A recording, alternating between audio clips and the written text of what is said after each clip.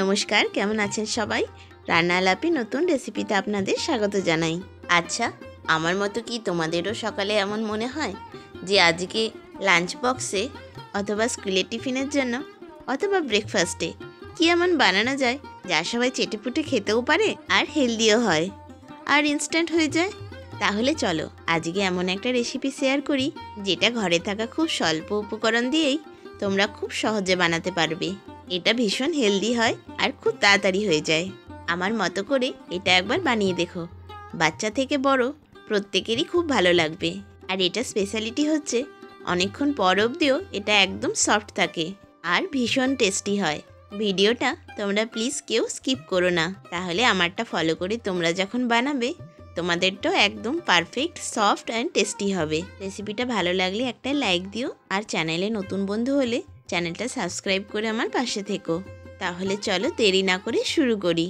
এটা বানানোর জন্য দুটো মিডিয়াম সাইজের আলু নিয়েছি। আলু দুটো প্রথমে ভালো করে খোসা ছাড়িয়ে ধুয়ে নিয়ে গ্রেটারে কেটে নেব। এর জন্য আমি ছোট সাইজের গ্রেটারটাই ইউজ করেছি। আলুটাকে গ্রেটারে গ্রেট করে নেওয়ার পরে ভালো করে জলে ভিজিয়ে রাখবো যাতে আলুটা কালো না হয়। এরপর গ্যাসের ফ্লেম অন করে একটা প্যান বসিয়ে 1 চামচ ঘি দিয়েছি। তোমরা ঘিয়ের বদলে সাদা তেলও দিতে পারো। ঘিটা একটু গরম হলে ওতে 1 টিস্পুন গোটা জিরে, 1 টিস্পুন হিং আর 1 টিস্পুন আদা বাটা দিয়েছি। সবগুলোকে একটু ভালো করে ভেজে নেব যতক্ষণ না আদার কাঁচা গন্ধটা যাচ্ছে। এগুলোকে একটু ভেজে নেওয়ার পর একটা লঙ্কা ছোট ছোট পিস করে কেটে দিয়েছি। তোমরা যদি ঝাল পছন্দ না করো বা বাচ্চাদের জন্য বানাও তাহলে লঙ্কাটা স্কিপ করতে পারো। একটু জোয়ানও হাতে ক্রাশ করে দিয়েছি। আটা বা ময়দার যে কোনো জিনিসে জোয়ানটা একটু দিলে খুব সুন্দর একটা গন্ধ আসে। এই সবগুলোকে একসাথে হালকা করে 1 মিনিটের জন্য ভেজে নেব। এই সবগুলো মোটামুটি ভাজা হয়ে গেলে এর উপর জল ঢেলে দেবো। যে কাপে তুমি আটা নেবে সেই কাপে মেপে তুমি জলটাও দেবে।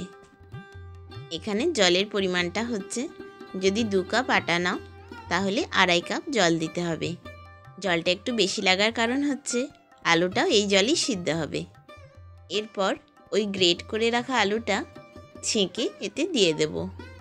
আলুটার সাথে মশলাটাকে ভালো করে মিশিয়ে নিতে হবে আর এই জলেই আলুটাও সিদ্ধ হয়ে যাবে। এখন শীতের সিজন আসছে তাই অনেক টাটকা ধনেপাতাও উঠছে। এই আলুর রুটিতে ধনেপাতার গন্ধটা খুব ভালো লাগে, সেই জন্য কিছুটা ধনেপাতাও আমি দিয়েছি। তবে এটা পুরোপুরি অপশনাল, যদি না ভালো লাগে তাহলে নাও দিতে পারো। এরপর পরিমাণ মতো হলুদ আর পরিমাণ মতো লবণও এতে দিয়ে দিলাম। লবণটা একটু বেশি করেই লাগবে কারণ আলুটাও সিদ্ধ হবে আর আটাটাও এতেই দিয়ে দেব। এই আলুটাকে 1 মিনিট ঢাকা দিয়ে সিদ্ধ হতে দেব। এটা বানাতে যেহেতু বেশিক্ষণ সময় লাগে না আর আলুটাও একদম মিহি করে গ্রেট করা হয়েছে তাই 1 মিনিটই যথেষ্ট। এখন আলুটা 80% সিদ্ধ হয়ে গেছে। এই আলুটা মশলার সাথে ভালো করে 1 মিনিট মিশিয়ে নেওয়ার পরে পরিমাণ মতো আটা দিয়ে দেব। এই পর্যায়ে জলের পরিমাণটা যদি খুব কম মনে হয় তাহলে একটু জল মেশাতে পারো। যেহেতু প্রথমে আমি 2.5 কাপ জল দিয়েছি সেহেতু ওই কাপে মেজার করে 1.5 কাপ আটা আর 1/2 কাপ সুজি দিচ্ছি। এই সময় গ্যাসের ফ্লেমটা বন্ধ করে দেবে, না হলে আটাটা ডলা পাকাতে পারে। এখানে জলের পরিমাণটা আমার খুব কম লাগছিল তাই পরে আমি একটু জল মিশিয়েছিলাম। এখানে যেহেতু আমি কিছুটা সুজি ব্যবহার করছি তাই জলটা অনেকটাই টেনে যাবে। এই আটা আর সুজিটাকে আলুর সাথে খুব ভালো করে মেশাতে হবে। এখন যেহেতু এটা ডলা পাকানোর চান্স থাকে তাই আস্তে আস্তে সময় নিয়ে এটা করে নিতে হবে। হার্ডলি 2 থেকে 3 মিনিট সময় লাগবে। এইভাবে পুরো আলুটার সাথে আটা আর সুজিটাকে মিশিয়ে নেব। তারপর এখানে 1 টিস্পুন আমচুর পাউডার আমি দিয়েছি। এটা দিলে বেশ হালকা একটু টকটক ভাব আসে আর খেতে ভীষণ ভালো লাগে। তবে তোমরা যদি এটা পছন্দ না করো তাহলে নাও দিতে পারো। এই আমচুর পাউডারের সাথে আটাটাকে ভালো করে মিশিয়ে নিতে হবে। তারপর একদম লো ফ্লেমে এটাকে 30 থেকে 40 সেকেন্ড ঢাকা দিয়ে রেখে দেব। এতে সুজিটা ফুলে যাবে আর ডোটাও রুটি বানানোর জন্য একদম রেডি হয়ে যাবে। দেখে আশা করি বুঝতে পারছো। মোটামুটি এরকম পর্যায়ে চলে আসলে গ্যাসের ফ্লেমটা বন্ধ করে প্যানটা নামিয়ে নেব। বন্ধুরা, রেসিপিটা যদি ভালো লাগে তাহলে একটা লাইক অবশ্যই দিও। ফ্রেন্ডস আর ফ্যামিলির মধ্যে শেয়ার করো আর চ্যানেলটা সাবস্ক্রাইব করে আমার পাশে থেকো। আমি তোমাদের জন্য ভালো ভালো রেসিপির ভিডিও নিয়ে আসবো। দেখো, আমি ওই আটাটাকে একটা প্লেটে ট্রান্সফার করে নিয়েছি। এবার এটাকে মেখে একটা ডো বানিয়ে নেব। এটাতে আর জল দেওয়ার কিন্তু দরকার নাই, শুধু হালকাভাবে একটু থেসে নিলেই হবে।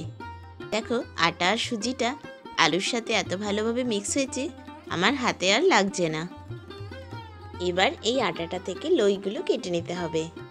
লইগুলো একটু বড় সাইজেরই কেটো, তার কারণটা আমি পরে দেখাচ্ছি। এই লইগুলো গোল করে সাধারণভাবে যেমন করে আমরা রুটি বেলি তেমন করে বেলে নেব। তবে এখানে একটা ছোট্ট টিপস দিই, রুটি বেলার আগে যে আটাটা রুটিতে লাগানো হয় সেটা এখানে একটু বেশি লাগাতে হবে। তবে চিন্তা নাই, এর জন্য রুটি শক্ত হবে না।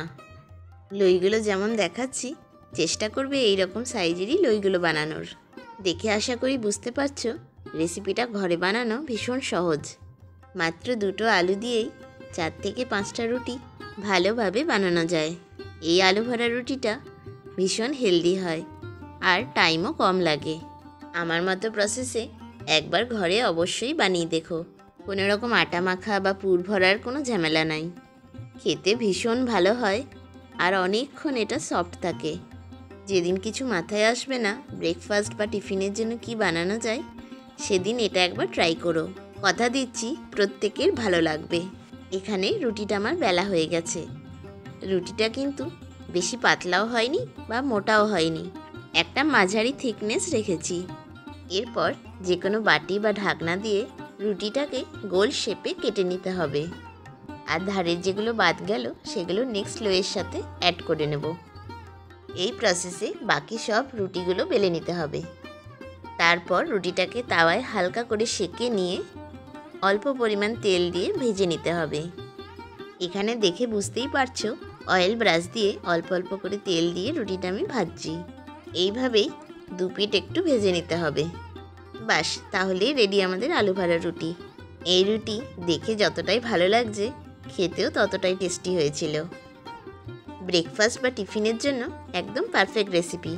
মাত্র 15 থেকে 20 মিনিট সময় নেয় আর বানানো একদম সহজ। বানানোর অনেকক্ষণ পর অবধি এটা সফট থাকে। এই আলু ভরা রুটি টমেটোর সস, রায়তা, নারকেলের চাটনি দিয়ে অথবা এমনিও খেতে খুব ভালো লাগে। তাহলে তোমরা কবে এটা বানাচ্ছ আমাকে লিখে জানিও। রেসিপিটা ভালো লাগলে একটা লাইক দিও, ফ্রেন্ডস আর ফ্যামিলির মধ্যে শেয়ার করো। আর নতুন বন্ধু হয়ে থাকলে চ্যানেলটা সাবস্ক্রাইব করে আমার পাশে থেকো। আজকের মতো টাটা, দেখা হবে একটা নতুন রেসিপির সাথে।